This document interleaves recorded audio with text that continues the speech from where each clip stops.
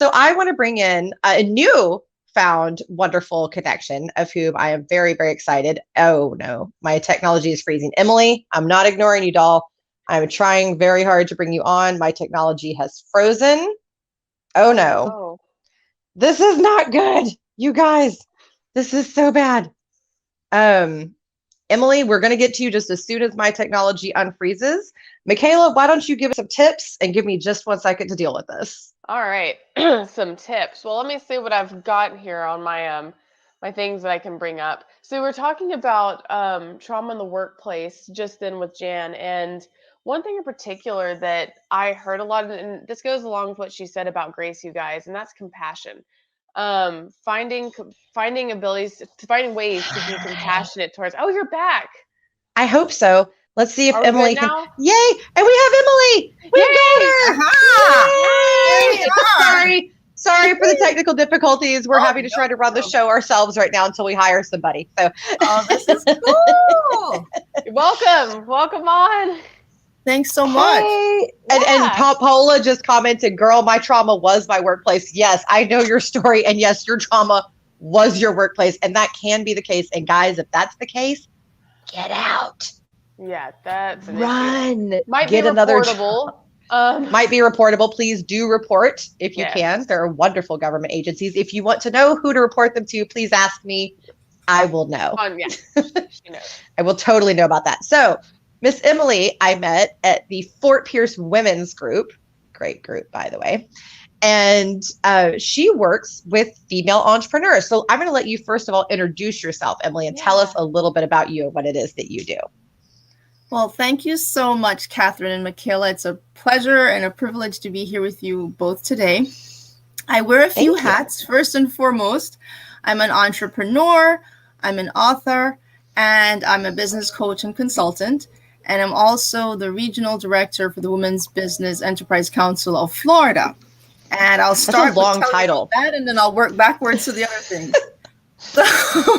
So in that capacity, I work with women business owners or women in business to help them get certified as certified women-owned businesses, or also provide professional development and access to resources, business resources, and on opportunities with corporate clients, or corporate opportunities or federal opportunities. And so I want to pause real quick on that one, because I have a question for you about that on the mental health thing. So I know that from personal experience, becoming an entrepreneur makes you certifiably insane. I mean, really, Exactly. like you just put a straight jacket on me, put me in a little white padded room for a couple of days and let me work it out emotionally, right? So, I mean, Michaela, you watched my journey. You know what that looks like. No comment. I called you up several times and you must be going, what is happening? So, Emily, what are some of the things that you see?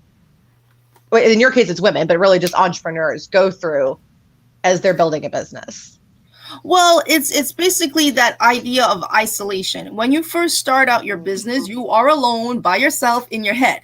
And you might say, am I crazy? Scary Do I place. have crazy ideas? Are people going to think I'm crazy? But it's just the fact that you're coming up with something new and different. It takes a time for other people to see maybe what you see, but that doesn't mean you're crazy. So that's number one. So you want to check your own sanity with your own self. And so what happens is, here's the ultimate test now. If whatever product or idea you have, if there's no one willing to buy it, then you must dismiss that idea. Yeah. But if doesn't you mean it was crazy, it's just that the market's not ready for you. Yeah. Say that again. Sorry. I said it's not that you're crazy, it's just the market wasn't ready for you. Well, that's it's one not way. the time. Or it may not be the time, or it may never be the time. Or That's so right. you have to be open to that reality. Right. But 100%. But and also it takes. Hey, Michaela, what's that yawning? What are you doing? I'm sorry. I'm sorry. I'm having some health stuff today. Rude. Well, I went to bed at 4 a.m. too, so I can understand the feeling. Don't worry. All of us, man. I got no sleep. I had to put on makeup because, guys, I looked like a zombie, and I never wear makeup on screen. But I looked like a zombie, legit. That is it right there. Let me just pause you on the point of sleep. That is one of the key things that causes a lot of mental trauma for anybody entrepreneur like. We're out there trying to grind, push the envelope, pull the all-nighters, put in that extra, that is a bad idea. You might be able to do it for a short period of time, but it cannot become a way of life. No, it's not What possible. tends to happen? No. Yeah, you're trying to kind of get over that hurdle, and that's all commendable. You have to put in the extra effort, but sometimes we don't know when to stop. And you have to. You have to cut it off. I do that to myself. And people will ask me, "Oh, can you take a call at 7 p.m.?" Nope. Nope. Because I will become a crazy person. Boundaries are important. And also boundaries. Yes, boundaries are important. That is so crucial, guys, for your mental wellness, whether you're an entrepreneur or somebody who is in the workplace. Boundaries. If you have one of those crazy bosses that thinks that you're supposed to just dedicate your whole life to your job, no. Set up those boundaries and go, you have access to me from here to here. And just because they pay you a salary does not mean that they have access to you 24/7 and are entitled to your private time. No. And the same thing with your clients, guys. When you're an entrepreneur, cut them off. Now, my clients have access to me 7 days a week via email. Via phone 5 days a week. Yeah. That's it. Boundaries. Well, and go on, Emily. I'm sorry. No, you go ahead, Mike. No, go. I was just going to say, all levity aside, I actually was taking a lot of notes while you were talking. I want you to know I was not at all bored by what you're saying, because what you were talking about was very important. You're talking about having strong confidence in yourself and a strong internal compass. And being able to really follow your own dreams and having persistence to be able to do that for yourself. So I wanted to just acknowledge that I really did appreciate what you were talking about then. Yes. No, yes. I know. I'm playing with you. And you know, the thing is, but it's a part of how it is that we are running this 24/7 kind of life. And even, you know, with the emails, we can also get into the place where we're constantly checking emails and constantly you have doing to cut it off too. You have to cut it off, and not only cut it off, but say, I'm not even going to look until a certain time of day, or I'm not going to just knee jerk, pick up my phone and constantly scroll. And you have to. Habits that we have to train our mind. And as a part of this whole mental trauma and overcoming or maintaining mental care, and I like to call it mind care, because right now we're very busy with self-care. But what part of yourself needs caring? Well, your mind needs special care. Like if you're trying 100%. To build muscles, or you're trying to build your triceps and your biceps, you work on that part. Well, now your mind needs its special regimen as well. Yeah. And Paula says it sounds like that we're talking about her. Girl, you're an entrepreneur. We all feel that way. We are all the same. We are all the same. None of us sleep. We are certifiably crazy. I wake up at 2 or 3 o'clock in the morning, sometimes 5 a.m. with some idea, something I need to deal with, some new thought about something. It is crazy. And I mean, I think the best thing that my husband did for me was he moved my desk into the bedroom and literally nailed it to the wall so that I couldn't put it back. And the reason that he did that is that then I can't wake up in the middle of the night and start working because I was doing that. Right. Oh. And so he said, enough is enough. You need to sleep. You need to get rest. And so he literally nailed my desk to a wall so that I couldn't move it back. He made the boundary for you. Yes, he did. He created a boundary, which I really appreciate. Take, some strict measures to really corral yourself. Because if you know yourself and what you're inclined to do, you have to really, as I said, corral your own self. But I know when I started my company, Custori, we designed stylish travel accessories and tech cases and things like that, working all the time. And I did reach a place of burnout because I didn't take vacation. A day off, that didn't really exist. I mean, I never work on Saturdays, so that's always my day off. Mm-hmm. But other than that, as far as a protracted period of time, no, there was no holiday to celebrate. Well, some holidays like that. Right. But the regular holidays that you would take if you were working at a company, I never really observed them. And it starts to take a toll. And I experienced that. So I caution people, if you're an entrepreneur, you have days off. You have holidays. Right. You have treat yourself like your own employee, what you would do for someone else. Give yourself that self-care that you would give that mind care. Right. Yeah, 'cause And I you- wanted to say, so Sophie says, as she commented, she said, so true. Boundaries are tougher now with everyone working from home, but even more important given the struggles people are having with mental health. 100%. Because now we're adding isolation to what was already there. Right. Yeah. And Michaela, you and I have had some good conversations about that, about what the isolation is doing. And Paula, girl, you need to organize. I love her. She put a comment. She said, I need to work my muscles, sleep, drink more water, stop checking all of my emails, but I still have 20,000 sitting in my inbox. See, this is how an entrepreneur sounds.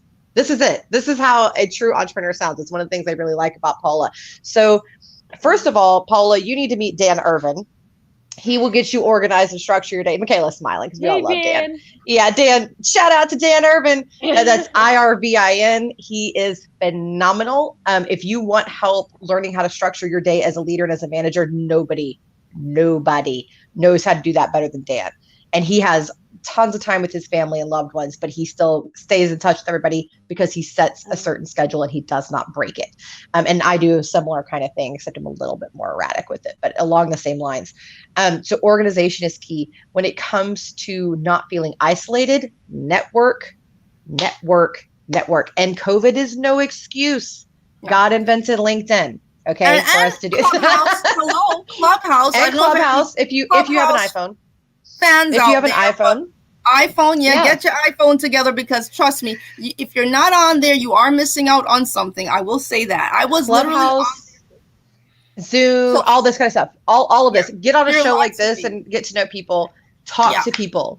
Expand your tribe. Expand your network. That's how you keep from going crazy. I have more connections and more friends because of COVID than I did before, because you just evolve. Yeah, absolutely. And get out there. And when you can go in person, do it. Even if you're employed. Networking is not necessarily about sales or anything like that. Know the people in your community. You can never do too much networking. At all. Get to know people, grow, and all that. Michaela, you have something you want to say, dear. Oh, I've been wanting to ask Emily something, and that is, we've been talking a lot about the mental self-care. And I wanted to know some of your thoughts on how to go about mental self-care. Good question. Yes, well, very good. So you need a strategy and you need a system of how you want to approach it. And just like you're saying, Catherine, the organization.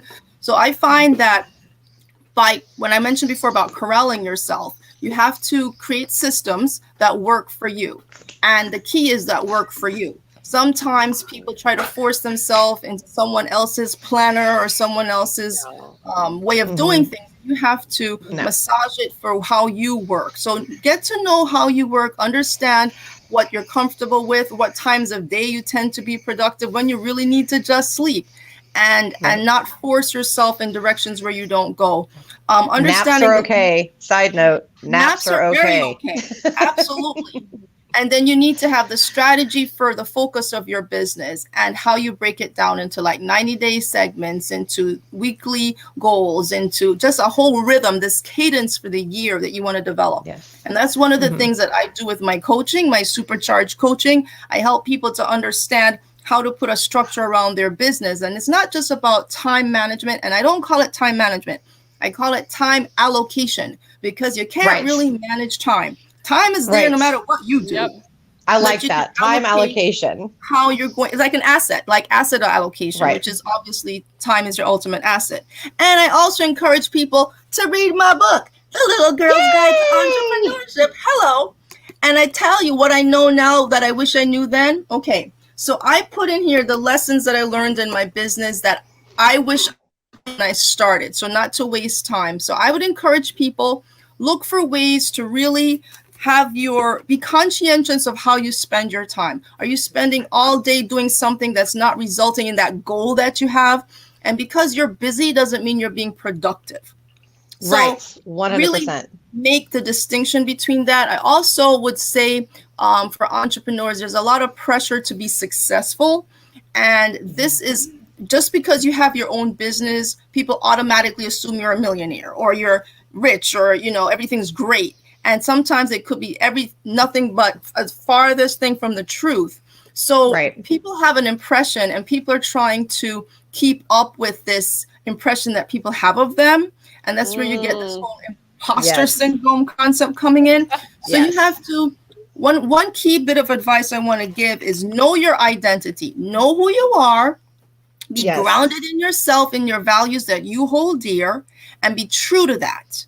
And when you're true to that, you won't be swayed to and fro by the market, by ups and downs here and there. You have that stability within yourself. And Right. realize And that you are not your business. Right. 100%. There's the security of being comfortable in your own skin is paramount. And that's a huge thing that will help with your mental health, is to find that security in your identity. Don't compare yourself to others. I tell everyone, I don't care what anybody else in my industry is doing. I'm going to do things the right way, the way that I think they ought to be doing, the way that they ought to be done. That's how I function. I wanted to point out to you real quick, I'm holding up my little kitty cat for those that can't see us, that are just listening. This is Olivia. And this is also a great way to help with your mental health, especially as an entrepreneur. And if you are working from home and you feel isolated and you feel alone, Livy does everything with me. Everything. My shows, she's always in the background. She's on, and she's actually joined some business calls. We're working on that. We're working on that a little bit, but always here, always a great source of stress relief and a good source of being reminded to take a break.